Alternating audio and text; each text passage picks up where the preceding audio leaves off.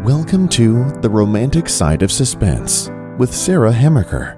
In each episode, she'll talk with your favorite romantic suspense authors. They will take you behind the scenes of the writing process, giving excerpts from their writing, and share stories about their writing life. Hello and welcome to The Romantic Side of Suspense. I'm your host, Sarah Hemmerker, and I'm so glad you joined me. This episode, you're going to hear about this month's new releases in Christian romantic suspense. I hope you will enjoy hearing from your favorite romantic suspense authors as they talk about the background of their latest books. And next up is Jennifer Chastain talking about her latest romantic suspense novel, Lethal Connection. So welcome back to my show, Jennifer. Thank you for having me. I appreciate the time. So we're going to talk about your heroine first, and the question that you wanted to talk about had to do with whether or not she has a pet, and if she does, what is the name of that pet?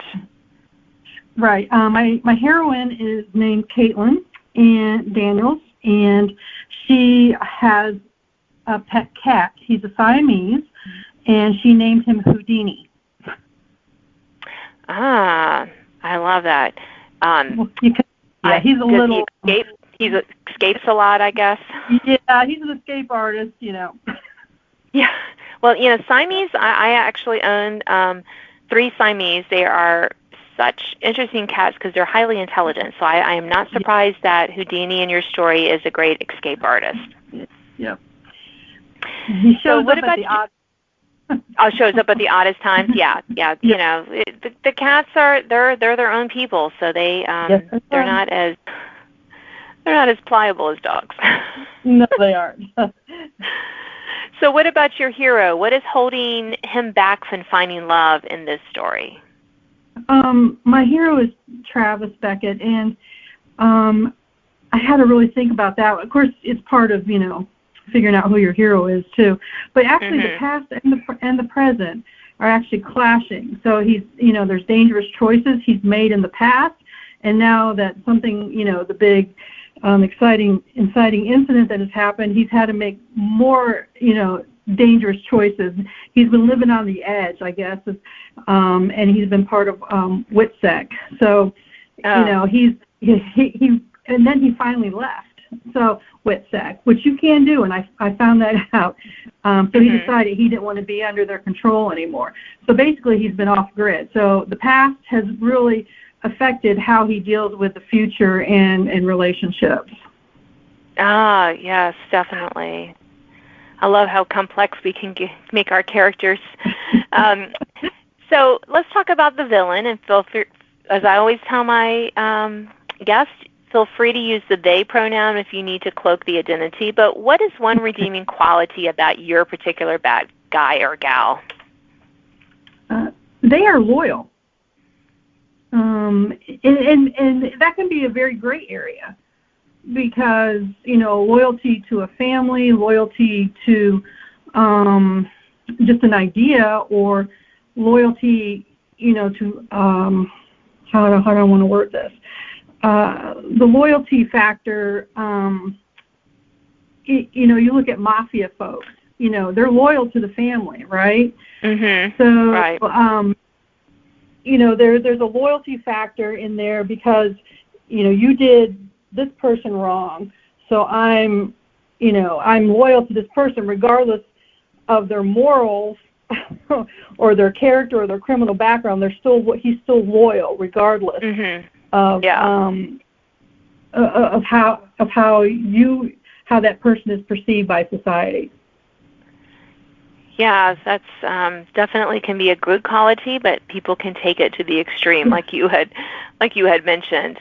Yes. So let's switch to the story setting. Why this particular setting for Lethal Connections? Sure. All my books. This is the third book in the series. They all the books either they start in Hawaii or they end up in Hawaii. So this book starts in Hawaii. This is where all the the initial conflict, and then after the heroine leaves, it follows her back home to her small town in North Carolina. So I wanted to tie in, everything that happened in Hawaii in the other 2 books with this story, and then again with the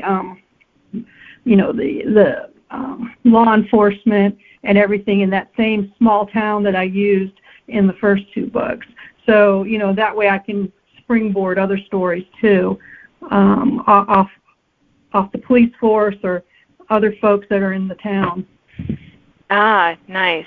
And I want to have everything kind of tight, not like a tidy bow, but at least you've got consistent characters, consistent locations. Oh yeah, I saw that guy, and even though they might have a small part in the book, at least hey, that person's familiar. But you don't have to read the other two, to get an idea of what's going on. So that's how what I about did that. Yeah, I think that's great. I love how we can use settings to kind of tie things together. Yeah. So what about the genesis of this story? Where did the idea for this particular plot come from? Well, actually, I had a different idea for a different story. And as I was sitting there trying to plot the other story, it just wasn't coming together. Just something, the characters weren't talking to me. And I was just thinking, who am I going to have? How am I going to tie in, a third book? And I really struggled with that. And then all of a sudden, it was almost like the hero raised his hand and said, me, I've got a story to tell.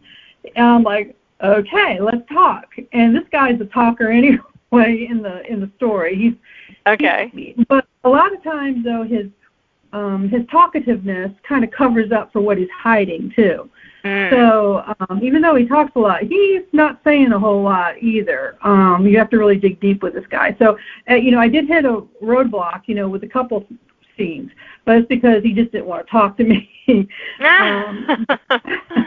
about certain things that had happened in his past. But that's how it started. He has a minor role in book 1 and in book 2.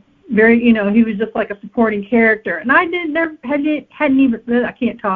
hadn't even thought about making him the hero of his own story. But it was just like, it's one of those light bulb moments that you get every once in a while. You're like, that's the guy. That's who I need to, figure out. So that's basically it. How I came up with that one. It was a light bulb moment for me, I guess. And that and the Lord, it's like, hey, Jen, think about, maybe this other character that plays kind of a pivotal role in these other two. And you're like, oh yeah, how about that one? No, I love that, Jennifer. I love how we get those ideas at the oddest times and the oddest places. So thank you for sharing about that. We were almost out of time. We have enough time to hear your wonderful tagline for Lethal Connection. So leave us with that. Okay. All right. It is here we go. A jilted bride, a runaway groom, a dangerous reunion filled with lethal connections. I love that. Well, thank you so much for sharing about your book on my show today.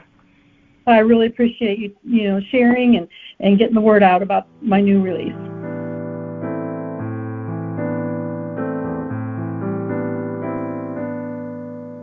I'm delighted to welcome Terri Reed back to my show. She's talking about her latest release, Trained to Protect. So welcome back, Terri. Oh, thank you. I'm so glad to be here. Always enjoy talking with you, Sarah. Thank you. We're going to get started with the heroine, as always. What past experience has had the most impact on your heroine in Trained to Protect, making her who she is today? I would say she has an older brother, and she wanted to be like him. So her love of adventure, her sense of right and wrong kind of comes from her brother, who she followed around as a child, and to the point where it was very annoying for him and his best friend, and the best friend happens to be the man that she eventually falls in love with. Of course, yes. Of course. Little siblings can be very annoying. Yeah. Definitely. So let's talk about your hero. What's his favorite pastime? Well, my hero is he's a canine officer, so he loves to spend time with his dog, but one thing they love to do on their off time is kayak. So they go out into the ocean kayaking. Yeah. Oh, that sounds like, does he take the dog with him? He takes the dog with him. They are inseparable. I love that. That sounds like fun. So since we write romantic suspense, we get to talk about the bad guys. How does your villain unwind in this story? So this villain, he was an interesting character. So he likes to unwind by spending money. He likes the finer things in life, and he, will drink the best champagne, go on yachts, fly first class, the whole deal. Yeah. I would love to try to make me feel better for a while. The finer things. Yeah, never going to happen. But that's okay. I don't really long for it. But every once in a while, you're like, that might be a little fun. Little retail therapy. Yeah, exactly. So let's talk about the setting. Why this particular setting for Train to Protect? When I was researching places in Texas to set this story, I came across an article about turtles and the nesting season on Padre Island, and it just totally was fascinating. And I thought, okay, I'm setting a story here, and I'm going to have turtles be a part of the book, and I wanted a canine officer, and I thought this would be great. And there's also an alligator makes an appearance, so it's all fun. Oh, that is fun. I love when we find such places like that that really just kind of fire up our imaginations, I think. Right. To set our stories. Yes. It's on my bucket list. Yeah, okay. I hope you make it there soon to swim with the turtles or whatever you do with turtles. I don't know. So, not the alligators, though. Terri, stay far away from the alligator. Yes, stay away from the alligator. So what about this particular story made you want to write it? So part was the turtles and the canine dog, and then I really wanted to do the best friend, little sister romance. Him, she's off limits, best friend's youngest sister. She's always had a crush on him, but he's her brother's best friend. I thought that would be really a fun romance to explore. Yeah. And was it? Did you enjoy it while you were writing it? It was. Okay. It was fun. It was fun to bring in their shared past and the perspective that they each brought to it, and how they learned from the other that what they thought was not really what was happening. And it was fun. It was fun to explore this different kind of reunion story. Yeah. Great. Well, thank you for sharing about Train to Protect. But before we end, can you tell us the book's tagline? Protecting a witness could be a deadly mission for this canine team. I love that. Well, thank you so much for sharing, Terri. I appreciate it. Oh, sure. Thank you for having me, and I always look forward to hearing how it goes.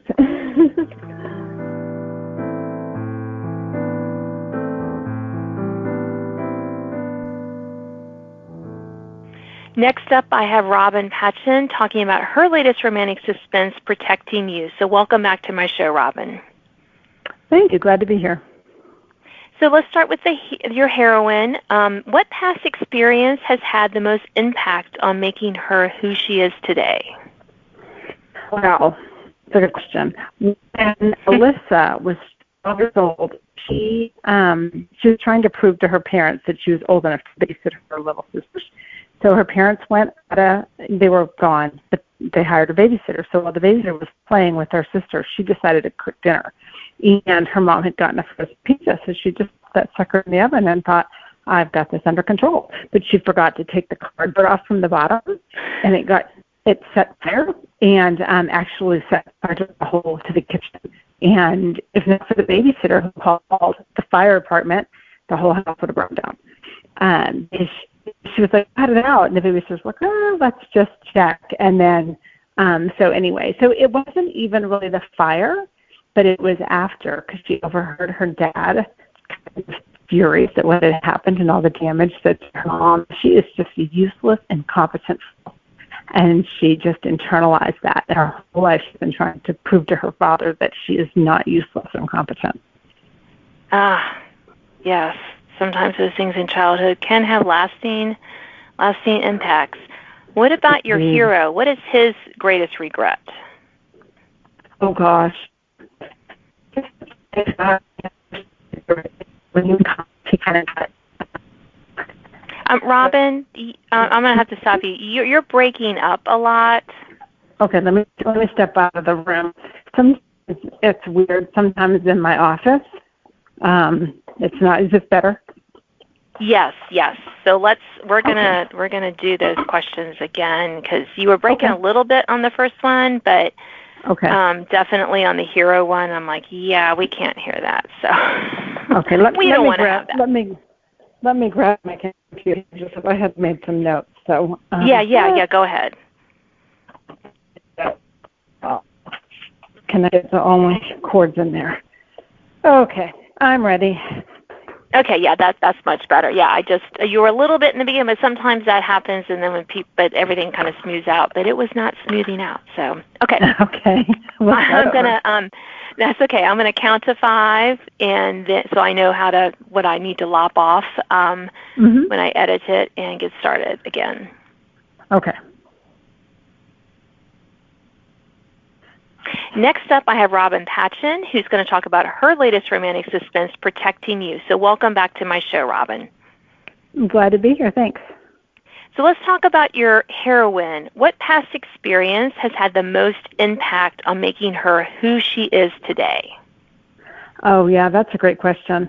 So when Alyssa was about 12, she was trying to prove to her parents that she was old enough and mature enough to babysit her younger sisters. So Mom and Dad had gone somewhere, and so they got a babysitter, and so she thought, well, I'm just going to cook dinner just to prove how mature and capable I am. So she popped the frozen pizza into the oven thinking, how hard can it be? But she forgot to take off the cardboard underneath. And then she went and joined the game, and then the fire alarm went off, and she actually set fire to her kitchen, and it did a lot of damage. And it would have burned all the way down if not for the babysitter who called the fire department. So it wasn't so much the fire that really affected her, but her dad, later she overheard her dad saying to her mom, and he was furious. She'd done all this damage, and he was just a little. And so she said, she is just a useless, incompetent fool. And she has now spent her entire life trying to prove to Dad that she's not useless or incompetent. Oh, that's sad. Yeah, it is sad, isn't it? It is sad with the things we put our characters through. I know, right? I know. Yeah. It's so mean. I love it. Yeah, I know. Me too. So what about your hero? What is his biggest regret? Well, so my hero was always a really good guy, but he went off to college, and there was this woman who sort of seduced him. She kind of targeted him, and it turns out she was actually Alyssa's roommate. And there's a whole big story about why she went after him. But he was a little drunk, and they had a little one-night stand, and then he tried to redeem it. He was like, God, that's not the kind of person I am. So he started to date her and just tried to make it work, It didn't work, and then after college, they went their separate ways. Well, it turns out she got pregnant, and she never told him. She had this baby, and she told everybody that the father didn't want anything to do with them. She told her daughter, your dad doesn't love you. He doesn't want anything to do with you. And then she died in a car accident, and her parents had known all along who he was, and they basically just dropped Terri off on his doorstep and said, well, you're just going to have to step up now. He didn't even know she existed. She was like 8 years old. So he doesn't regret having the little girl, but he certainly regrets the way she came to be and the fact that he missed the first 8 years of her life. So what about your villain? What motivates your villain in this story? Oh, well, I don't write this very often, but he's motivated by vengeance. So he's a long time. He's an Iraqi, and was in college during the Iraq War, and the building that his girlfriend lived in was bombed because the U.S. got bad intel. They thought it was that there were insurgents living there, but it was actually like a college, apartment for college kids, and so it got bombed. So he has spent his entire life searching for the people who did it, trying to get vengeance. So he's a pretty interesting character. He's been my villain now even in the background for about 4 books. So he's been fun. I'm glad to see his story wrap up a little bit. Yeah, that's great. So it sounds like your story is set in a fictitious place, but did you base it on someplace real? Yeah, kind of. It's set in Boston, which of course is real, but then they go to a couple of places. There's a little town outside of Augusta, which is sort of central Maine. Very small town outside of a pretty small town. And that is just every little New Hampshire town that I ever saw. And then, because I grew up in New Hampshire. And then Shadow Cove which is where a lot of the stories take place in this series, is based kind of on Bar Harbor or just a little coastal town. It's just a sweet, charming little coastal town that everybody should visit someday, if it were real. Yeah, but it's not. So don't try to find it. Don't try to find it. Exactly. Not really there. So what about the genesis of this story? Where did that come from?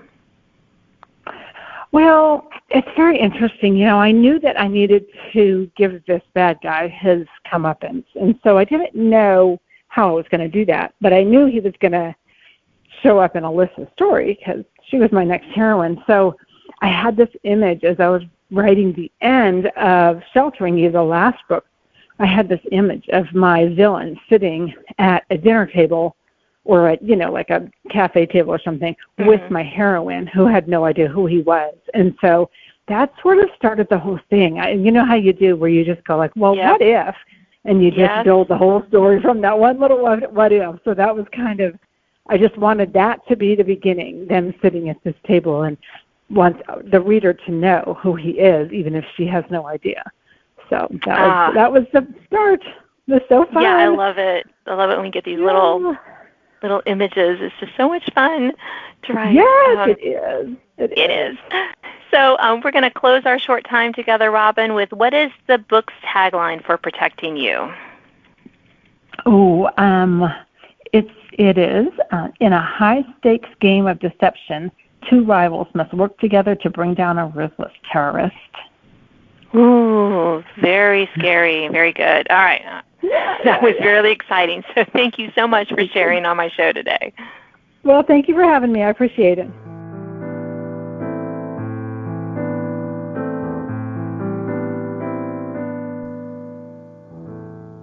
I'm welcoming back Sarah Sundin to talk about her latest historical romantic suspense, Midnight on the Scottish Shore. So welcome back, Sarah. Thank you for having me, Sarah. I must admit, I'm going to take a little side joke. I love talking to other Sarahs. It's just so fun. I know.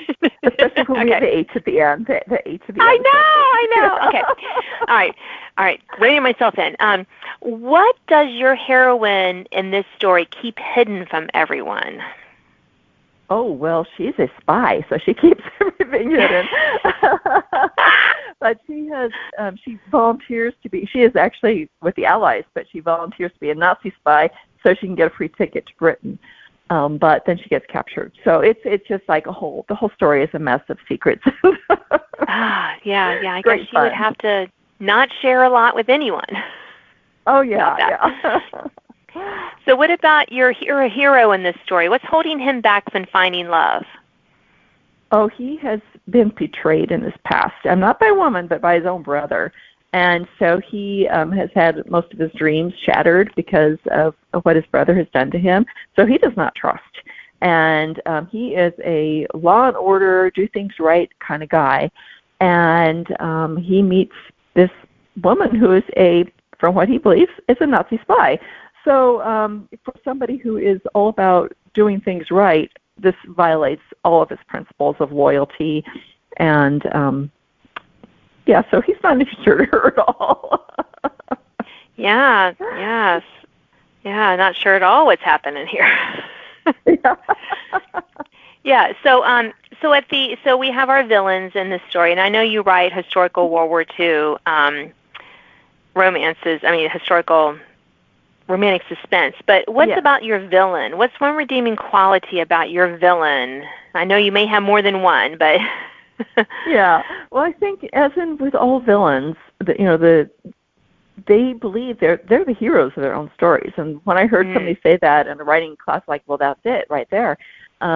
And my villains, my main villain in the story, is doing what he's supposed to do. He is loyal to his country and doing his job well, and he believes he's fighting for what's good and right. He's wrong, of course, but he's fighting for the wrong side. But he really believes he is doing what is right, and he is actually rather compassionate person, and so that gives him a little. He was an interesting character to write. Yeah, and so you write, like I said, since you write the historical World War II, you have to base them in real places. So, but as writers, we get to change things. So, what's one thing that you changed about your setting to fit your story? Well, I chose a real setting, and then a lot of the story is set at Dunnet Head Lighthouse in far northern Scotland, which is right across the waters from Scapa Flow, which is the main Royal Navy base. And there was an actual radar station right next to the lighthouse. But I chose to station, now Scylla becomes a double agent. She's now working for the British, sending false messages. And so I stationed her at this lighthouse. Now, during the war, the lighthouse was in regular operations. It was blacked out because of the war. There were no double agents who were stationed at the lighthouse. But it was so picturesque, and then the military setting was so perfect for this spy who isn't a spy to be located. And it was a fun location to put it. Yeah, and what about the genesis for this story? How did you get the idea for the story? Well, it came twofold. My husband kept bugging me to send a story in Scotland, so I'd been kind of mulling that over for a while. And then my youngest son loves mythology, and he told me about the legend of the Selkie, which looks like a seal in the water, but then she comes ashore and she sheds her seal skin, and she's this beautiful woman. And the unsuspecting man sees her, falls in love, and the only way he can keep her on land, because she loves the sea, is to steal her sealskin. But if she ever finds her sealskin, she'll go right back to where she came from. So as my son's telling me the story, I'm imagining a female agent landing in her rubber boat, and this kilt-wearing hero seeing her, and to capture her, he steals her boat, which is basically her sealskin, and she is captured. So that was kind of the genesis for the story. It's like, okay, what kind of woman would do this, and what kind of man would turn her in knowing she's going to be executed? Ah, yeah. I love that. I love mythology, so that's kind of fun that you can... And it kind of, Selkie becomes her code name as a spy, and I was able to kind of work that, the myth all the way through the story, which was lots of fun. Yeah, lots of fun. So we're going to end our short time together, Sarah, with what's the book's tagline? Oh, goodness. I have one. Trick question. Well, the one I was using is to escape the Nazis, she'll become a Nazi spy. There's something different on the back of the cover, but... That's okay. We can go with that. It doesn't have to be the official one. Yeah. We'll go with that one. Well, thank you so much for sharing about Midnight on the Scottish Shore. Well, thank you.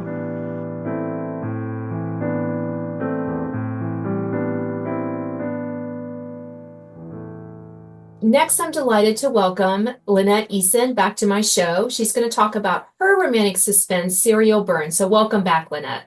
Thank you. Glad to be here. So let's talk about your heroine. What did she want to be when she grew up? And did she become that person in this story? She did, actually. So that's an easy question to answer for me because she knew once she learned that her parents and family were killed by an arsonist, she determined that she was going to be someone that could track and find and put in prison and take care of arsonists. So she became a fire marshal. And what about your hero? What's his biggest regret? And probably at the beginning of this book, I would say. His biggest regret was not being able to save his best friend's life. Yeah. Yeah. Yeah. Should I say anything more about that? Probably not. We don't want to give it away, but yeah, I mean, yeah, that's a good. So, what about the villain in this? And feel free to use they if you need to keep it a secret. What motivates your villain? My villain is mostly motivated by revenge. There was a lot of what can I say? What can I say? So there's a lot of history behind that, and just say that the villain feels the need to get even. Okay. Yeah, and that can definitely set off a lot of fires. Yeah, let's go set fires so I can make people mad. Yeah, well, serial burn, I took a guess. Yeah. So what about the story setting? Why this particular setting? Okay, so this is the third book in the Lake City, North Carolina series. And so, of course, I'm just going to stay there. But for the setting for the whole series, the reason why I chose it is because, first of all, it's fiction. It's a fiction setting because I decided I wanted to create places and things that would fit the story rather than set it in an actual place that I had to be accurate about. So, there's that. And so I have come to really fall in love with Lake City, and I wish it was a real place, actually. So, but yeah, so that's why I picked the story setting. I picked the fictional place because I wanted to make it my own and have the characters there do the things I wanted them to do in the places that I wanted to put there. Yeah, I think that's one of the fun things about fiction. We can create cities if we need to. Yeah, exactly. Yeah. So what about the underlying positive message of this book? So the underlying positive message is one that runs through a lot of my stories, and that is your past doesn't have to define your future, and personal love and forgiveness, acceptance, and coming to realize that God's love and is all you need, and that's where you need to find your identity. I love that. We can never hear that too much, I don't think. So we're going to close our short time with what's your book's tagline? The tagline is, according to my publisher, she's out for justice, but the arsonist she's tracking is out for retribution. Oh, I love it. Well, I know. Thank you so much for sharing about serial burn with my listeners. Oh, thank you. I appreciate it so much.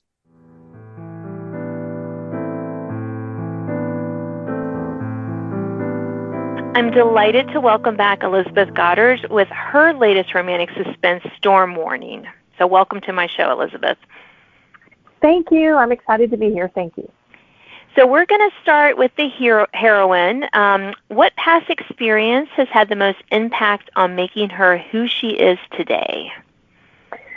Well, in this first installment of my brand new series, Hidden Bay, my main character is Remy Grant, and she grew up on a farm in Nebraska, and then her father died, and she and her mother opened up a bed and breakfast, and then her mother died, and she's in town, thinking she would really like to travel the world. She's a photographer and loves to take pictures. And so the Army recruiter talks to her about, you can travel the world and you can take pictures. And so she becomes a military photographer.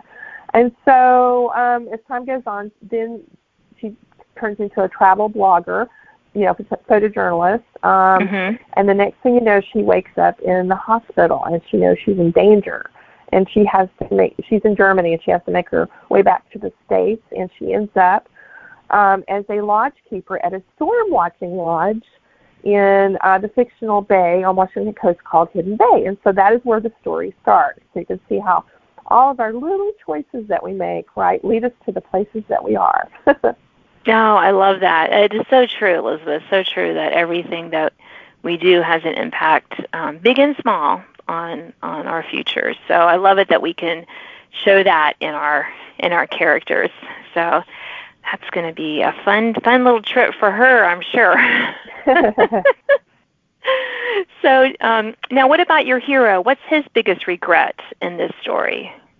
Yeah, his past is that he was a military helicopter pilot, and he flew with the Night Stalkers. And then after his time, that time was up, he became a King County deputy pilot, and he and his co-pilot disobeyed an order, but they were going after a known terrorist, and so it was kind of like, this guy's going to kill people. It was one of those situations where they just did not agree with the order, but things did not end well, and his co-pilot died, and he was fired. And so the story opens with him being fired from that job, and now he's on another pursuit. So he regrets everything that carries the burden of that through the whole story of what happened. But in the end, it turns out that he was actually a hero in what happened.